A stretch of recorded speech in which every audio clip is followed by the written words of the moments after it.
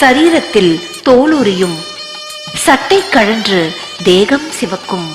பஞ்சமூர்த்திகள் கேட்டதை தருவார்கள். சட்டை கழன்று தூர திருஷ்டி தெரியும். சட்டை வெளுப்பாய் கழன்று தேகம் தீபமாய் பிரகாசிக்கும். ஜடத்தை உயர்த்து கூடுவிட்டு கூடுபாயும். தேகம் சூரிய பிரகாசமாகும். தேவர்கள் ஏவல் புரிவர். நரை திரை மூப்பு மரணம் இல்லாத நிலை. அருள் திரு அம்மா, நாங்கள் இதை உணர்ந்து கொள்ளவா இந்த 10 யாக குண்டங்கள்? அடுத்து நாம் காண்பது ஓம் சக்தி மேடைக்கு எதிரே அமைந்திருந்த யாகசாலை. மற்ற யாக குண்டத்திற்கு மையத்தில் ஓர் சக்கரம் அமைக்கப்பட்டிருந்தது. வானவில் நிறத்தில் இந்த இயற்கை சக்கரம் அமைந்திருந்தது. கலச விளக்குகள் சூழ நடுநாயகமாக அன்னையின் திருவுரு, தானியம், பழம், காய்கறி இவைகள் சூழ அமைக்கப்பட்டிருந்தது. இயற்கை வளம் வழங்கும் தாயே, உனக்கு இயற்கையால் வணங்குகிறோம் என்பதை கூறுவதாக இந்த சக்கரம் அமைந்திருந்தது.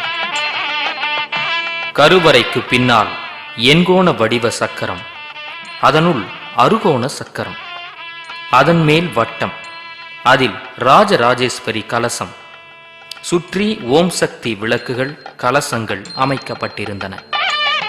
கருவறைக்கு வலது புறத்திலும் இடது புறத்திலும் பஞ்சதெய்வ வழிபாட்டிற்கு உரிய சக்கரங்களில் கலசங்கள் மற்றும் விளக்குகள் நிறுவப்பட்டிருந்தன. பக்தி மலர்ந்து அருள் திரு அம்மாவின் அருள் மணக்கும் ஆன்மீக மண்டபத்தில் டைமண்ட் வடிவத்துக்குள் வட்டம், நட்சத்திரம், அதற்கு மேல் 2 ஐங்கோண அடுக்குகள், அதற்கு மேல் ராஜராஜேஸ்வரி கலசம் அமைக்கப்பட்டிருந்தன. சுற்றிலும் கலசங்கள், ஓம் சக்தி விளக்குகள் வைக்கப்பட்டிருந்தன. அம்மா, நின் சக்கர அமைப்பில் வானவியலின் இயக்கத்தையே வடிக்கின்றாயே தாயே. சித்தர் வளாகத்தின் இருமுடி மண்டபத்தில் கலசங்கள், விளக்குகள், வடிவம் பலவான சக்கரங்கள் அமைக்கப்பட்டு அருள் காற்று வீசியது. ஏவல்தனை எதிர்கொண்டு அழித்து, பில்லி சூனியத்தை பிழிந்து அழித்து, திருஷ்டியை துடைத்து தினம் காக்கும் அதர்வன பத்ரகாளி அம்மன் முன் அவளின் அருள் சுரக்க காளி சக்கரம் அமைக்கப்பட்டிருந்தது. அடுத்து நாம் காண்பது நாக யாக குண்டம். சித்தர்பீடம் முழுவதும் இந்த நாக யாக குண்டம். சித்தர்கள் சர்வ வல்லமை பெற்றவர்கள். அவர்கள் உருவாகவும் திரிவார்கள், அருவாகவும் மறைவார்கள். மேல்மருவத்தூர் சித்தர்பீடம் சித்தர்களின் குடியிருப்பு.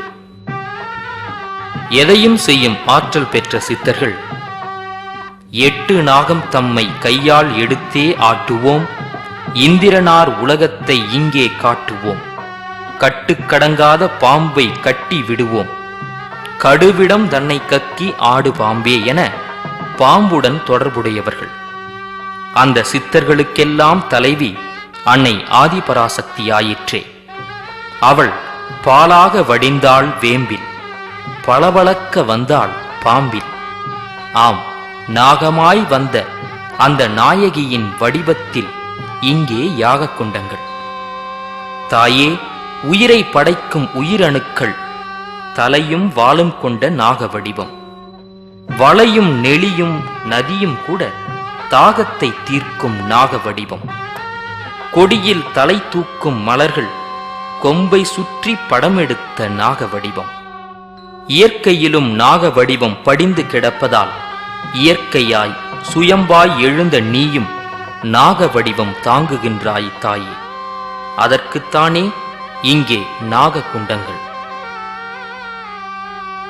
நாகம் தாங்கும் நாயகியே, தாயின் கருவறைக்குள் நுழையும் உயிரணுவும் நாக வடிவம்தான். சித்தர்பீட கருவறைக்குள் நுழையும் நீயும் நாக வடிவம்தான். யாகசாலையில் சூல வடிவில் அமைந்த யாக குண்டங்கள். அருள்மிகு அன்னை ஆதிபராசக்தி சூலம் தாங்கி ஞாலம் காக்கும் தெய்வத்தாய். அதனால்தான் சூல வடிவில் யாக குண்டங்கள். சூள் என்றாலே அமைவது, ஆக்குவது என்பது பொருள். பெண்களை சூள் உற்றாள் என்கிறோம். விளைச்சலை மகசூல் என்கிறோம். சூல் தாங்கி ஞாலம் காப்பதால் சூலம் அன்னைக்கு அடையாளமாயிற்று. தாயே, நீ தாங்கிய சூலம் நாசத்தை வீழ்த்திய சூலம், வேஷத்தின் வேரறுத்த சூலம், அதர்மத்தை சாய்த்த சூலம், தர்மத்தின் சரித்திரச் சூலம். இச்சாசக்தி, ஞானசக்தி, கிரியாசக்தி இம்முச்சக்திகளும் அன்னையின் சூல சக்திகளே. மனிதா, எந்த நிலையிலும் நீதியை விட்டு வளையாதே.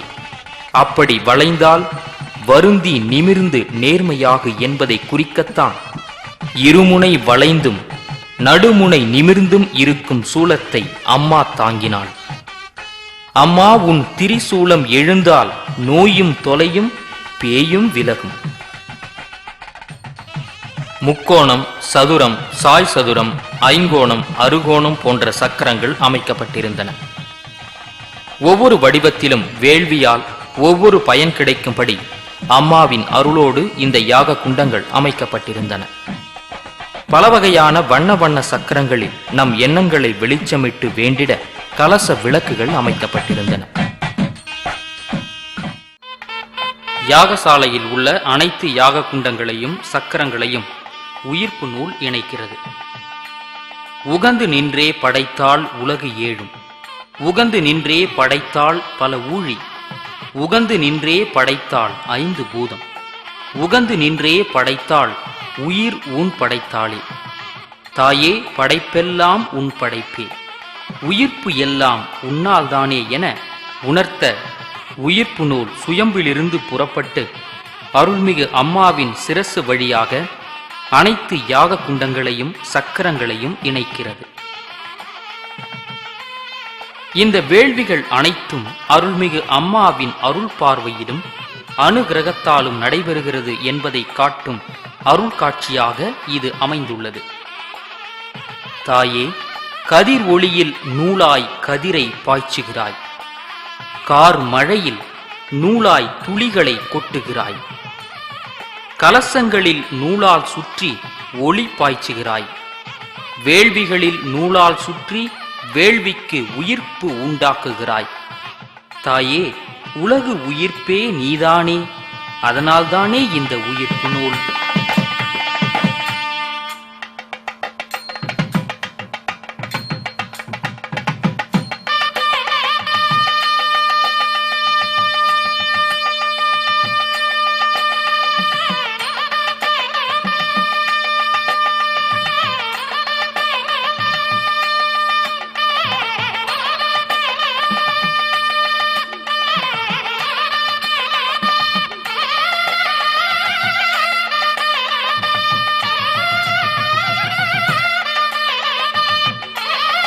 ஏப்ரல் 20 ஞாயிறு. இந்நாள் இவர்களுக்கு ஒரு மறக்க முடியாத பொன்னாள். காரணம், அம்மாவின் அருட்கருணையால் நடைபெறும் மாபெரும் கலச விளக்கு வேள்வி பூஜையினால் இவர்கள் பல நற்பலன்களை அடையப் போகிறார்கள் இல்லையா? இவர்கள் மட்டும்தானா?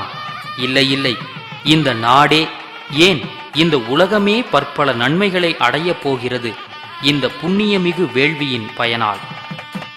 சித்திரை பௌர்ணமி அன்று நடைபெறப் போகும் கலச விளக்கு வேள்வி பூஜையில் பங்கேற்க காத்திருக்கும் இவர்களை காணும் பொழுது நாமும் இதில் பங்கேற்க முடியவில்லையே என்ற ஏக்கம் நம்முள் எழத்தான் செய்கிறது.